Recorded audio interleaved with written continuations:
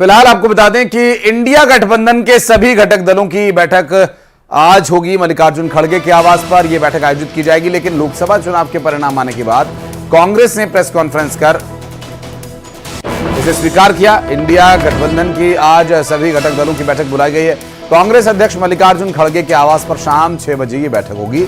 सूत्रों के हवाले से खबर यह भी आ रही है कि बैठक में इंडिया गठबंधन के सभी राजनीतिक दल शामिल होंगे। जैसा कि अभी हमारे सहयोगी शिवम बता रहे थे, टीएमसी से अभिषेक बनर्जी इसमें शामिल हो सकते हैं, ये भी जानकारी मिल रही है। वापस एक बार फिर से चलते हैं हमारे सहयोगी शिवम के पास। शिवम, आज की जो बैठक के बारे में टीएमसी को लेकर अटकलें थी, ये स्पष्ट हो गया है कि कोई ना कोई वहां से आएगा। खुद ममता बनर्जी तो नहीं आने वाली है, लेकिन अभिषेक बनर्जी को जरूर भेजा जाएगा। उसके बाद स्थितियां बिल्कुल बदल गई हैं। बीते कई मीटिंगों से टीएमसी ने इंडिया गठबंधन से दूरी बनाकर रखी थी, लेकिन अब सूत्र ये दावा कर रहे हैं कि आज की बैठक में ममता बनर्जी की भतीजे सांसद अभिषेक बनर्जी शामिल हो सकते हैं, जबकि बाकी जो इंडिया गठबंधन के दल है वो बैठक में शामिल होंगे। RJD, Samajwadi party, CPM, Congress, आम आदमी पार्टी। आज की बैठक महत्वपूर्ण इसलिए है कि 1 मई को जो बैठक हुई थी उसमें ये तय हुआ था कि परिणाम जो भी हो मिलकर रणनीति बनाई जाएगी।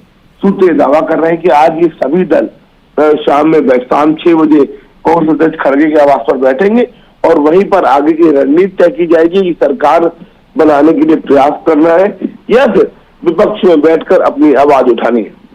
बहुत शुक्रिया शिवम आपका इस पूरे मामले पर जानकारी देने के लिए। और इस बीच सूत्रों के हवाले से खबर यह आ रही है कि कांग्रेस ने सरकार बनाने का फॉर्मूला तय कर लिया है और इस फॉर्मूले के मुताबिक कांग्रेस अध्यक्ष मल्लिकार्जुन खड़गे को पीएम के लिए नॉमिनेट किया जा सकता है, जबकि राहुल गांधी वित्त मंत्री के जिम्मेदारी को संभालेंगे। सूत्रों के मुताबिक चंद्रबाबू नायडू को गृह मंत्रालय का ऑफर किया गया है, जबकि नीतीश कुमार और अखिलेश यादव को उप प्रधानमंत्री का ऑफर दिया गया है। खबरों के मुताबिक कांग्रेस नीतीश कुमार और चंद्रबाबू नायडू के संपर्क में है। इंडिया अलायंस के सभी दलों को दिल्ली बुलाया गया है और दिल्ली में यह बैठक होगी और आपको बता दें कि इस बैठक के माध्यम से आगे की रूपरेखा तय होगी। देखिए, अभी राहुल गांधी जी ने आपके सामने स्पष्ट किया, जब तक हम अपने अलायंस पार्टनर से बात नहीं करेंगे और जो नए पार्टनर हमको जुड़ने वाले हैं उनसे भी किस तरीके से हम बात करके अपने को मेजॉरिटी बना सकते हैं वो देखेंगे। सारे स्ट्रैटेजीज अगर यही मैं बोलूंगा फिर मोदी जी होशियार हो जाएंगे। इसलिए सर, आप ये कह रहे हैं कि ये हिंदुस्तान के गरीब की जीत है, संविधान बचाने की जीत है, तो अगर आप लोग विपक्ष में बैठते हैं और सरकार बनाने की पहल नहीं करते हैं, क्योंकि नंबर एनडीए और इंडिया अलायंस में कुछ ज़्यादा नहीं है, और अगर पहल नहीं करते हैं तो कैसे उनको आप जो है आगे उनका हक दिलाने के लिए आगे आ पाएंगे? वही सवाल आप मतलब दूसरे तरीके से पूछ रहे हो। कल डिसाइड होगा, इंडिया गठबंधन की मीटिंग है, कल हमारा अलायंस डिसाइड करेगा। बड़ी फाइन लाइन है, तो जो इंडिया गठबंधन डिसाइड करेगा उस पर हम एक्शन लेंगे। और पीएम मोदी ने कहा कि एनडीए लगातार तीसरी बार सरकार बनाने जा रहा है और ये दुनिया की सबसे बड़े लोकतंत्र की जीत है और देश ने बीजेपी और एनडीए पर भरोसा जताया है और यहां इस भरोसे का ये परिणाम है कि एक बार फिर से वो बहुमत का आंकड़ा पार करने में एनडीए के घटक दलों का ये नंबर 292 तक पहुंचा है और अकेले बीजेपी 240 सीटें लेकर आई है। देश ने बीजेपी और एनडीए पर भरोसा जताया, प्रधानमंत्री नरेंद्र मोदी ने अपने बयान में कहा, और इस भरोसे पर खरा उतरने का प्रयास इस नई सरकार को करना होगा। अगर ये सरकार में आकर दुनिया के सबसे बड़े लोकतंत्र की जीत के बाद काम शुरू होगा।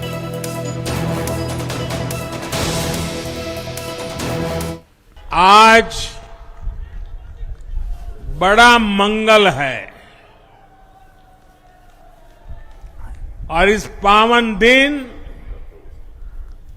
एनडीए की लगातार तीसरी बार सरकार बननी तय है।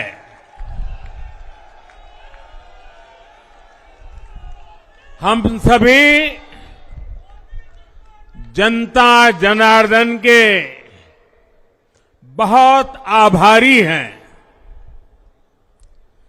देशवासियों ने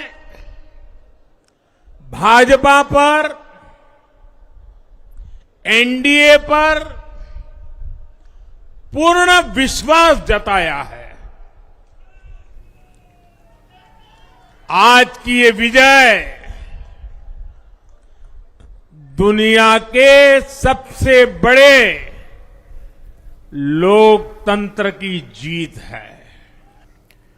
और बीजेपी को बड़ी जीत की उम्मीद थी। पिछले 2 बार से जनता ने जो बहुमत दिया, इसके बाद बहुमत से जो आंकड़ा है वो कुछ दूरी पर जरूर है, लेकिन बीजेपी सबसे बड़ी पार्टी बनकर उभरी है और एनडीए गठबंधन की सरकार भी बनती दिख रही है। बीजेपी के कार्यकर्ताओं में भी जबरदस्त जोश है।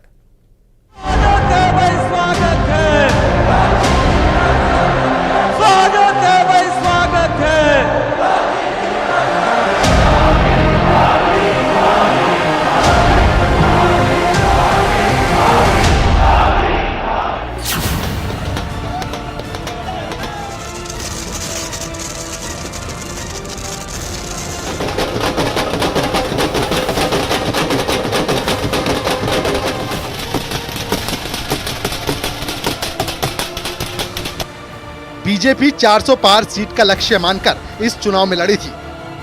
हालांकि इतनी सीटें तो मिलती नहीं दिखी, लेकिन बीजेपी ने लगातार तीसरी बार लोकसभा चुनाव में दमदार प्रदर्शन किया। उत्तर से लेकर दक्षिण तक उसके कार्यकर्ता बेहद उत्साहित थे।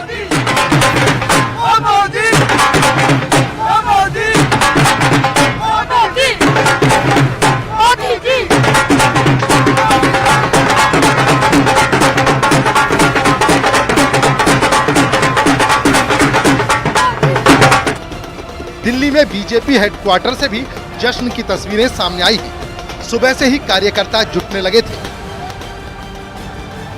बीजेपी हेडक्वार्टर में दिल्ली में हम इस वक्त मौजूद है और यहाँ पर देखिए जश्न का माहौल अब शुरू हो चुका है और ये रंगीन नजारा यहाँ से आप देख रहे हैं। लोग झूमते, नाचते, गाते, ढोल बजाते हुए और साफ साफ कई सारे समर्थक यहाँ पर पहुंच चुके हैं। पीछे आप पीएम मोदी का एक कटआउट भी देखेंगे और कटआउट के पास भी कुछ देर पहले वहाँ पर उस कटआउट की आरती की गई।